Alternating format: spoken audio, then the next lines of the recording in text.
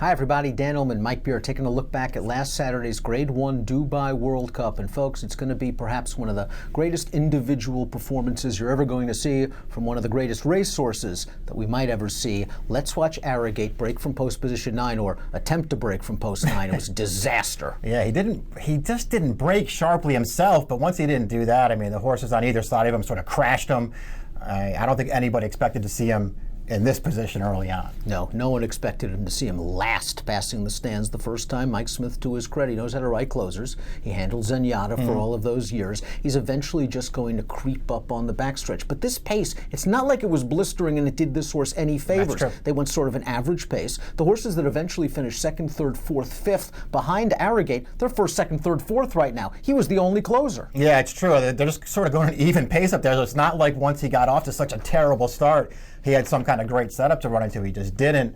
Let's give, before we move on with this, let's give Mike Smith the credit he deserves for this ride. I mean, he got off to a horrendous start in this race. He never panicked, and he just let this horse, it almost feels like he knew what he had under him the whole way. Just let him work himself into the race. And I think he's sort of, not that it was going to matter anyway, but what a great move he makes through the second turn, that he doesn't go all the way around horses. He just lets him work his way forward, but he stays towards the inside doing it. Long shot, Long River made the front, and Gunrunner was just a nice horse for Steve Asmussen, who unfortunately has had to take on Arrogate in races like the Travers and here. He's going to take over control. He's doing things very, very well. And if you're a Gunrunner fan, you're feeling great right now. I mean, he ran a great race in this race. He got a really nice trip. As you point out, the pace was sort of even. That's Neolithic, who's going with him through the second turn. He will put Neolithic away in the upper stretch.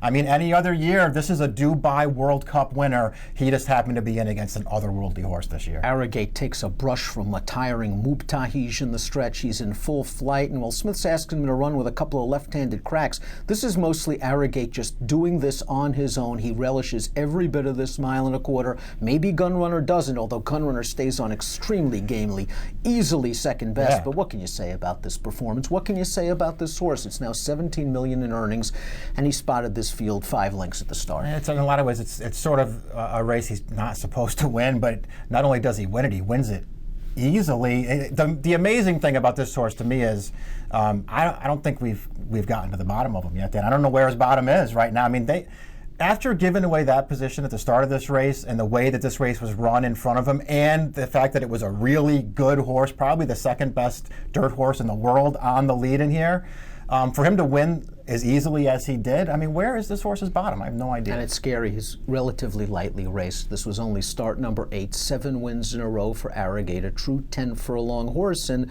it's exciting to think what might be next. I'm sure he's going to get a very well-deserved break, come back in the States and prep for races like the Breeders' Cup Classic. Of course, you have the Pegasus World Cup next year, where he can add to the $17 million he's already earned. He's a super horse. There's no doubt about it. You feel bad for the connections of Gunrunner. The horse ran his heart out at a distance that's a little bit too far for him, perhaps, but there are very exciting things for Gunrunner this year, as long as they stay away from Arrogate. They probably don't want to meet up with him again until Breeders' Cup time, and then they'll have to take another shot at him, but it's not going to be easy for Gunrunner.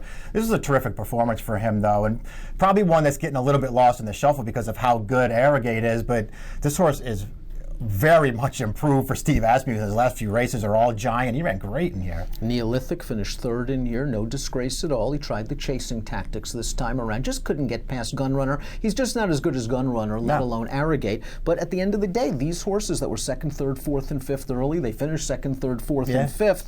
I think Neolithic ran well. Now it's time to kind of turn him back and find a spot to get his confidence back. He's a good horse. I think he is a good horse. I'm not sure that I think he's a real 10 for a long horse, but we'll see what happens with him when they get him back to the States. He's pretty good. Mubtahij was hustled out of there from the far outside post. He got into a really comfortable spot early. His connections had mentioned before the race they wish they had another prep, and maybe if he had another prep instead of only one going into the World Cup, he would have finished 3rd. Maybe he would have. I think he was 4th best. That's where he finished. I thought the Japanese horse, Awarde, probably the best Japanese older horse over there, ran perfectly fine. A 1-paced 5th. He was just way overmatched. And against, some American dirt horses just better than he is. Opportunity and Keen Ice are never going to match up to Arrogate on their best days, but this race didn't exactly set up for them from a pace standpoint.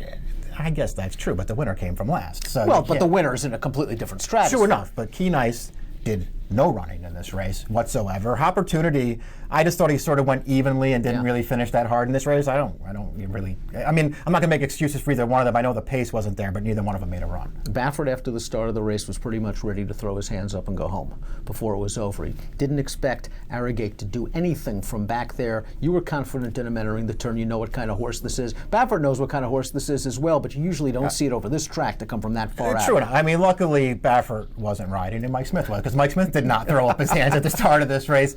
Yeah, Smith rode him very confidently, though, even after the disastrous start. I think the ride Smith gave him probably had a lot to do with it. The horse, he's too good anyway. It probably wasn't going to matter. But this is an underrated ride from Smith. One of the all-time greats, Arrogate, tremendous individual performance in winning the Dubai World Cup. He was leagues the best over Gunrunner and Neolithic, a sweep of the top 3 positions for North America at Meydan.